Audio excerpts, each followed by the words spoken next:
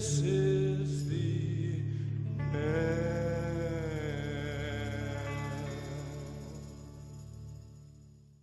Una de las cosas que más me llama la atención de Tokyo Revengers es la variedad de perspectivas que presenta para poder apreciar la obra. Podés verla desde el enfrentamiento de pandillas, desde la ciencia ficción y los viajes en el tiempo, desde las peleas, desde la amistad, y si tenés ganas de shippear personajes y crear fanarts, te da material para poder hacerlo. Este último punto es el que más críticas ha traído, pero no porque se hagan fanarts de, no sé, Senju y Takemichi o Mitsuya y Yusuha. No, comienza a tener problemas cuando los shippeos y los fanarts, que son una manera de hacer realidad o graficar estos shippeos, involucran a dos hombres, sean Koko e Inupi o Mikey y Draken. ¿Y de dónde vienen estas críticas?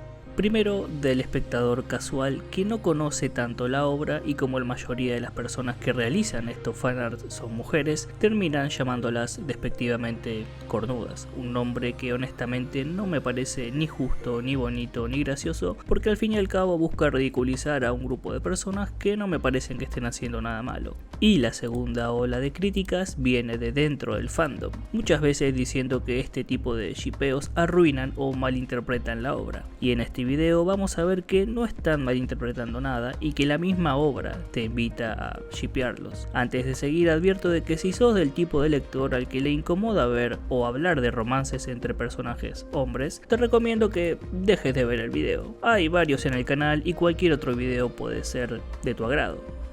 Así vos te ahorras el momento de ira y yo me ahorro el momento de tener que responder los comentarios. Ganamos ambos. Para entender un poco más sobre esto, tengo que decir que no debe ser ningún secreto que Tokyo Revengers efectivamente tiene una gran fanbase femenina. Esto dicho por los mismos representantes de Kodansha. Y hay varias razones para esto, al menos desde el punto de vista del marketing. Si conocen el manga, notarán que el estilo de dibujo de Ken Wakui al principio de la obra era más realista, un poco más tosco, personajes con líneas y expresiones más definidas. Podemos ver las diferencias especialmente entrando después en el arco de Valhalla.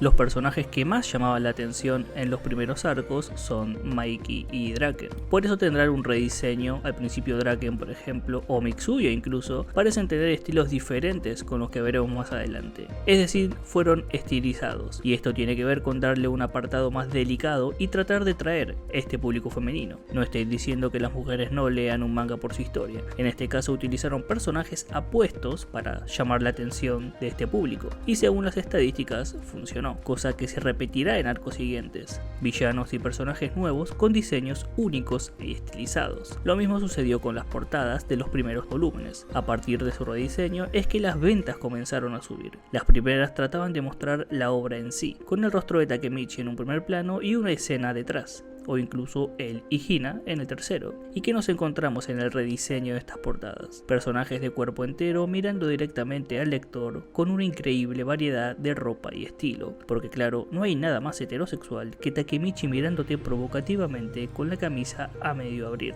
Este estilo de portadas se convertirán en el sello de la obra. Y no solo con Takemichi como protagonista, sino con Mikey, Draken, Kazutora, Mitsuya o Izana, entre muchos otros. Y dejando de lado la parte del marketing, volvamos al punto central del video. ¿El shippeo arruina la obra? ¿Es un invento sin base de una persona? Déjenme decirles que, al menos en Tokyo Revengers, está totalmente justificado. La misma obra quiere que lo shippees. Es como si Ken Wakui te pusiera un lápiz en la mano incitándote a que los dibujes, y ya vamos a ver por qué. Primero tenemos que identificar algo bastante estadístico. Dentro de Tokyo Revengers hay 4 mujeres, Hina, Yusuha, Emma y Senju, contra una cantidad ridícula de hombres. Con cada arco que pasa, esta cantidad va en aumento, pero no nos detengamos ahí. Que haya una cantidad de personajes masculinos no quiere decir que tengan que ser pareja, ¿verdad? Pero prestemos atención a algunos diálogos que están dentro de la obra. Si vamos por orden, el primer par que se nos presenta son Mikey y Draken. Y sí, Draken va a estar con Emma, pero en las interacciones con Mikey los vemos llevarlo en su espalda mientras duerme, arreglar su cabello, o incluso los demás personajes dicen que Draken era el corazón de Mikey. Es decir, hay bastante material para dejar volar la imaginación. Mucho más literal es lo que pasa con Pachin y Peian. Peian literalmente le dice a Mikey que Pachin es todo para él. sin dejar de lado que traiciona a toda su pandilla por Pachín. Pero si eso todavía no es suficiente para pensar en dibujarlos juntos, bueno, todo se remata con la carta que le escribe en la cápsula del tiempo, diciéndole que han pasado 6 meses desde que no está y que se siente como si tuviera un agujero en el corazón.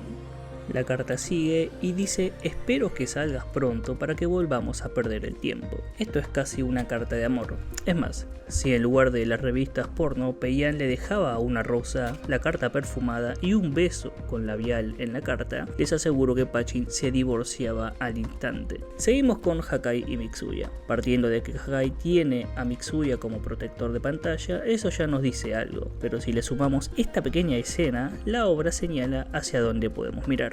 Es cuando Yusuha habla sobre Takemichi como si le gustara, y Hakai tarda en caer por lo que acaba de escuchar. Después, sorprendido, le pregunta si no le gusta Mitsuya. Me gusta pensar que Hakai se sorprende porque piensa que tiene una oportunidad con Mitsuya, pero la escena no termina ahí, porque Yusuha después le dice que, como Takemichi está con Hina, le dice a Hakai que no hay nada de malo en tener un crush unidireccional. Y de la nada aparece Mitsuya, como si Yusuha también se refiriera a Hakai y Mitsuya. Tampoco podemos dejar de lado que en el futuro Mitsuya es sastre y Hakai es modelo, y estoy seguro de que Hakai va a molestarlo al menos 2 veces por semana para que le tome las medidas. Seguimos con Koko e Inupi, posiblemente la pareja que demostró una muestra de afecto tangible en la obra, es decir, un beso, o si bien Inupi estaba dormido realmente. Particularmente, desde lo específico, Koko dice que seguirá a Inupi donde vaya. Esto es en principio porque le recuerda a su hermana, pero si ella misma le dijo que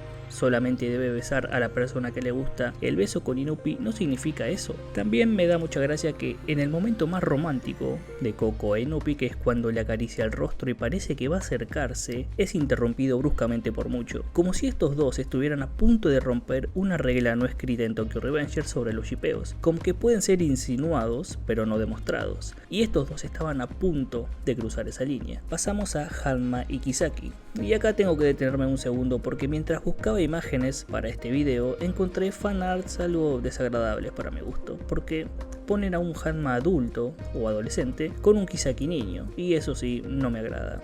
No está dentro de la obra y ni siquiera es insinuado, por lo que para mí tiene connotaciones negativas. Dicho esto, pasemos a lo que sí es insinuado, que es la relación entre ellos, entre dos adolescentes o casi adultos, con un Hanma quejándose de una vida sombría y sin sentido, y cuando conoce a Kisaki le dice que no sabe por qué, pero despertó su interés.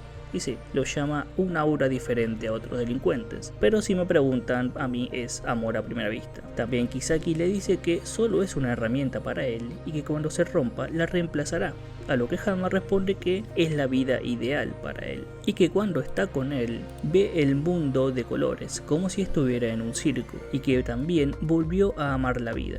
Díganme si no compite con Peian en declaraciones de amor, sin dejar de lado que lo vemos llorar su muerte y además yéndolo a visitar a su tumba como una viuda que va a ver a su amado. También tenemos a Chifuyu y Bachi, por ejemplo.